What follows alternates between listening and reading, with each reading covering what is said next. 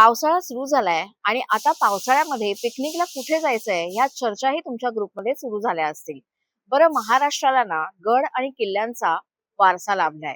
त्यामुळे या पावसाळ्यामध्ये जर तुम्हाला पिकनिकला जायचं असेल तर महाराष्ट्रातील कोणत्या गड आणि किल्ल्यांवरती जायला पाहिजे, किमान हे 5 किल्ले तरी तुम्ही सर केलेच पाहिजेत, हे आज आपण व्हिडिओ मधून जाणून घेऊया.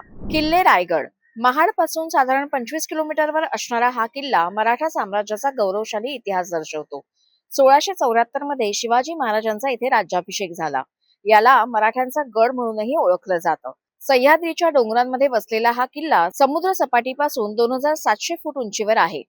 इथे गेल्यानंतर तुम्ही गंगासागर तलाव, महादरवाजा, नगरखाना, शिवाजी महाराजांचे सिंहासन, बाजारपेठ आणि होळीचा माळ पाहू शकता.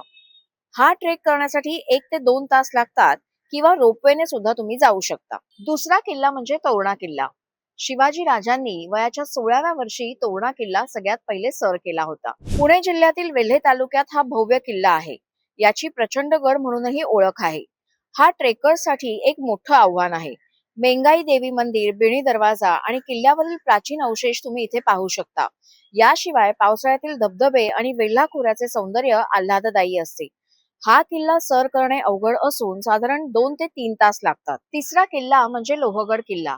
सध्या लोहगड हा किल्ला एका चुकीच्या कारणामुळे प्रसिद्ध होतोय, पण शिवाजी राजांच्या काळामध्ये अगदी भक्कम बांधकामासाठी हा किल्ला ओळखला जात होता. विनायक दरवाजा, भवानी मंदिर आणि पवना तलावाचे दृश्य हे इथे पाहण्यासारखे विलोभनीय आहे.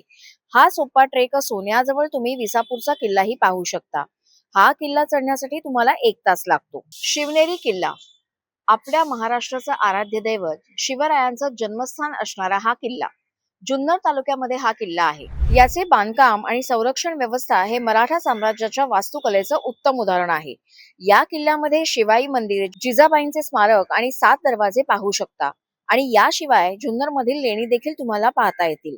हा गड चढायला साधारण 1 तास लागतो. वसईचा किल्ला.